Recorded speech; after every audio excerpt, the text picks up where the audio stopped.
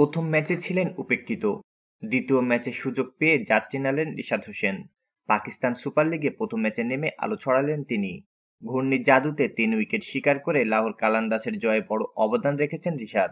রাওয়ালপিন্ডিতে লাহোর কালান্দাসের হয়ে কোয়েটা গ্ল্যাডিয়েটর্সের বিপক্ষে 4 ওভারে 31 রান দিয়ে 3 উইকেট নেন রিশাদ হোসেন।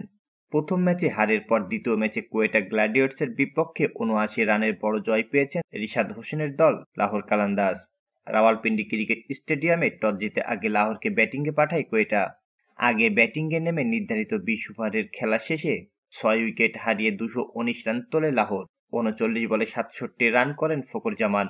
এছাড়া 19 বলে 50 রানের বিস্ফোরক ইনিংস খেলে অপরাজিত ছিলেন স্যাম বিলিংস। এবারে পিএসএল কাপ থেকে রিশাদ ছাড়াও দল পেয়েছেন লিটন দাস ও নাহিদ রানা। টাইগার ওপেনার লিটন খেলবেন করাচি কিংস দলে, আর স্প্রিট স্টার নাহিদ রানাকে দলে ভিড়িয়েছেন বাবর আজমের দল পেশওয়াল জালমি। পুরো সময়ের জন্যই রিশাদ লিটনকে এনসিও বা ছাড়পত্র দিয়েছে বিসিবি। ফলে দুজনেই থাকছেন না জিম্বাবুয়ের বিপক্ষে আসন্ন টেস্ট সিরিজে। অন্যদিকে একটি টেস্ট খেলে তারপর পিএসএলে যাবেন নাহিদ রানা, তাই পুরো সময়ের জন্য তিনি এনসিও পাচ্ছেন না।